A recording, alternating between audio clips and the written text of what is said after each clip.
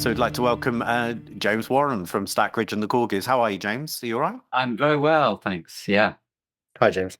yeah. Hi there.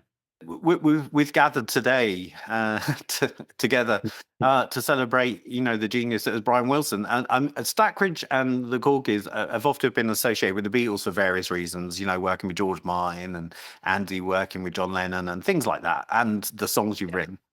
But I suspect going back, the Beach Boys and Brian Wilson, if you just listen to your work, had just as big an impact on you.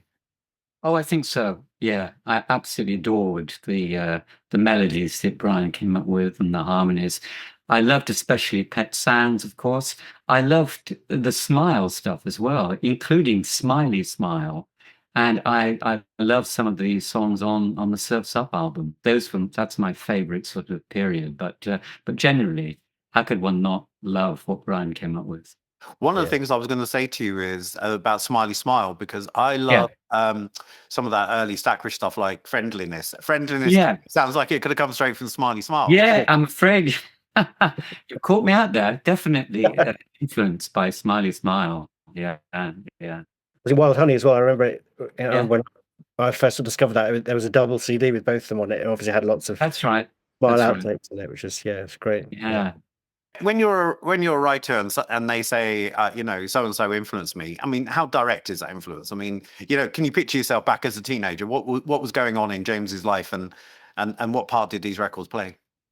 Well, I couldn't play piano. I was a guitarist, but I started living in a flat which had a nice old upright piano. So I was always plonking around on it, trying to make some headway as a piano player. And the kind of chord sequences that Brian tended to use, especially having sort of different bass notes with the chord that you wouldn't expect, that was definitely an influence on my writing. And you play bass as well, right? So I play bass guitar, yeah, and sort of rhythm guitar, yeah, and very, very basic piano. I mean, I wrote Everybody's Got to Learn Sometime on the piano, but I've got no technique as such. however, everybody's got to learn sometime, for example. That's got something in common for me with God Only Knows, because people don't use diminished chords anymore, but there's Yeah, God Only Knows does two diminished chords, as it goes through that verse, and there's that yes, beautiful moment in Everybody's Got to Learn Sometime where you do that. So I mean, it's really interesting. They're just out of fashion, aren't they? No one uses them. they are, yeah. I mean, George Harrison was the biggest advocate of using diminished chords in songs, wasn't he? All his songs later on, after the Beatles, tended to have diminished chords cropping up. Yeah, they're underrated, but they're lovely. There's this thing, if you're a guitarist, well, you are a bit of a guitarist, right? When you discover diminished chords for the first time and you play the four finger one at the top there, and then you slide it Yeah, up 4 frets, same chord, yeah, up another four chords. So yeah. It's magical, isn't it? there isn't a guitarist in the world who hasn't written a song that goes, "Dun, dun, dun, dun," which is Yeah, like yeah, Ghost yeah. Town by the Specials do that as well, Yeah. Yeah, yeah, that's right. I was going to say also about it's interesting songwriters who play the bass. Obviously, there's obvious parallels with Paul McCartney and Brian, but I was watching a film Carol Kay the other day, and she was saying when she came into session, she said the thing she noticed most is like, wow, I'm actually going to play some melody on this. So it's not just the usual, Yeah, sort yeah. of it's like pinning the song, and I think that comes across in a lot. And even like God Only Knows, she sort of played a little bit where, songs where the bass isn't so much to the fore, you still kind of notice that there's a way that he's written it with the bass and then added on top of that. That's right. How was what about the rest of Stackridge back then? Yeah. Did that fit in with their influences too, or was it more diverse than that? I think it was essentially me and Andy Davis that were really keen on Brian Wilson and the Beatles.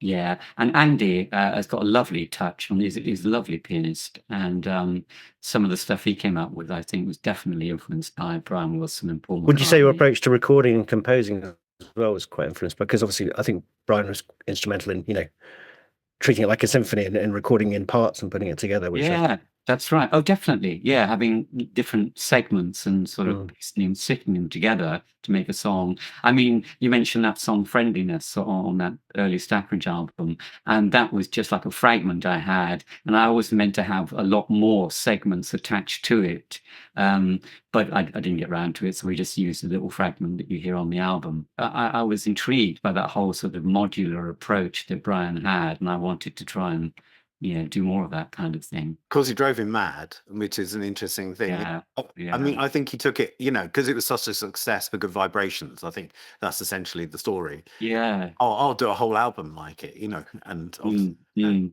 it turned up just as he was starting to do the heavy psychedelics, so. Yeah, I was just reading another article recently about Good Vibrations and Heroes and Villains.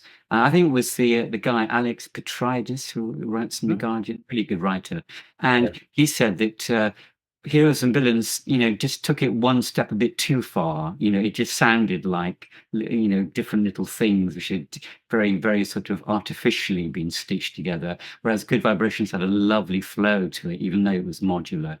And I mean, I love Heroes and Villains as well, I have to say. I think it's a great track. Yeah, I think that's true. Actually, if you look at the single version and compared to the smart version, it does feel a bit like there are obvious joins, aren't there? Whereas Yeah. I think Alexis in the same article he said about it's quite clever. Good Vibrations. He covered up the joins by. That's right. I reverb. Yeah, exactly. Yeah, that's really cool. Yeah, that's right. Yeah. Have you listened to? I just dug it out last week because I hadn't really listened to it. I went to see the Smile concerts when Brian did those. So did I. Yeah, they were brilliant, weren't they? I went 3 times. I was so excited. But about 5 years ago, they released the Smile Sessions as a mono album. And what's interesting about that is it's in the same order as that Brian Wilson Smile. So they've put it together as if it sounds very similar. But what's really interesting there is they haven't cut hard on Heroes and Villains. So as each section ends, the reverb trails out and it's finished, right? Yeah. You can really hear this mania even more clearly there because it's not joined together, right? So here's a whole chunk of madness. Here's another chunk of madness. Here's some weird narrative that doesn't make any sense. I mean, the idea that there's any narrative in it is hilarious, isn't it? Because it's just some kind of random snapshots about some kind of fantasy Americana, but that's all it is. But somehow still beyond beautiful. I love Smile so much. Oh, me too. But do you know, I was so disappointed that there's only a mono version of those Smile sessions. If only they'd done a stereo. I'm a big stereo freak. I love stereo. So I wish they'd done a stereo version of it. I actually have an album by on the Purple Chick label. I don't know if you know that label, indie sort of label, and they've done a stereo version of all these Smile sort of outtakes and things, and that's really good. I think that's a bootleg, actually, is what that is. Yeah, probably. The Beatles have got versions of those on the same label, Right. Yeah. Right. Yeah, they haven't they? Yes, you're right. I had a mad experience, James, once. Absolutely fantastic. It was one of those, at the BBC, I was doing a series about classic songs, and I had to do a month in America, and I interviewed all the most. I mean, it was insane. Like 3 people a day. Nancy Sinatra first thing, Jeff Lynne in the afternoon, Fleetwood Mac in the evening for a month. Right, it was crazy. One of the people I interviewed was Barry Mann and Cynthia Weil. And we were talking about You've Lost That Loving Feeling. And once we had a few beers and things and were warmed up, Cynthia says, you know something, I want to play Des the stereo backing track of You've Lost That Loving Feeling. And even at that stage, Barry was going, we can't. Phil will go mad. If anyone hears this, he'll go mad. He'll be, no, we can't. And in the end, she goes, oh, to hell with him. Come on, let's go down the studio. And so we sat in the studio, and on the big speakers, they played this beautiful stereo backing track. And actually, despite what Phil says, it sounds much better.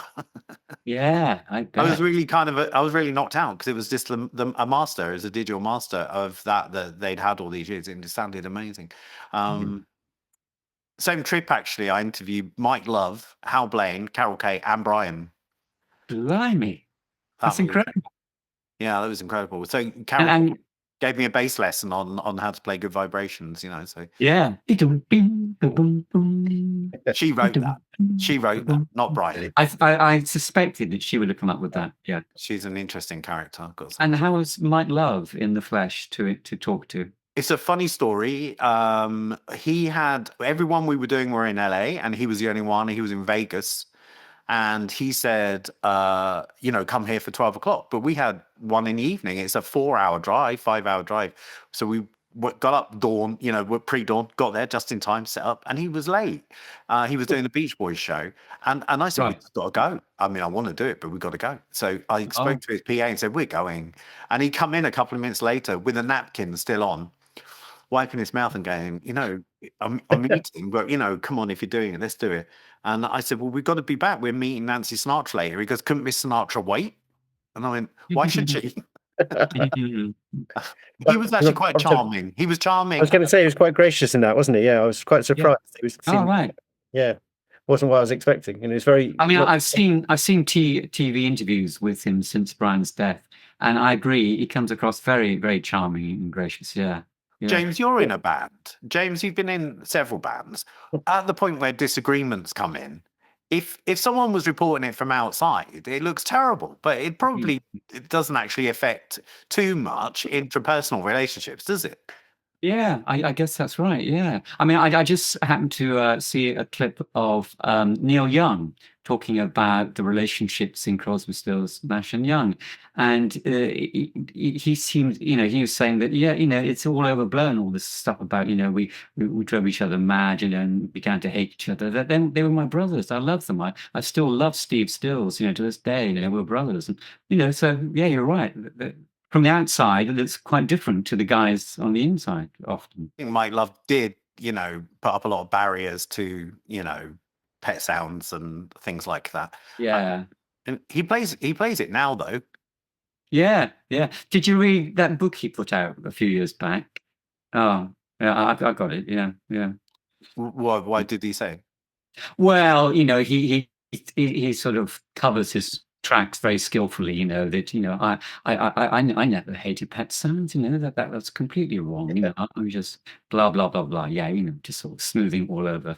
Yeah, he's got a bit of a take that it was he just wanted to have hits and he liked it as a musically, but he thought they should, he kind of tempered it a bit, hasn't he? Yeah. Is it Chris Thomas who produced Nevermind the Bollocks and the White Album? He sort of put the White Album together when everyone else did. I know him from the White Album stuff. Yeah, because I interviewed him and he was interesting because I said, what was that like, the sessions? Because it seemed so disjointed and everyone, and it was like, all this stuff about musical differences, everyone was lovely, it was totally fine. It's like, what happened privately? Maybe they were falling out, but they come in the studio, they're really professional. If someone did up, they'd be fine because, like, well, he's not on that track because there isn't a piano, whatever it was. Said there was no problem, no hint of any sort of thing. Everything was lovely, got on really well, and then you hear all this stuff later. Oh, they were falling apart. That's why the album sounds like that. Yeah.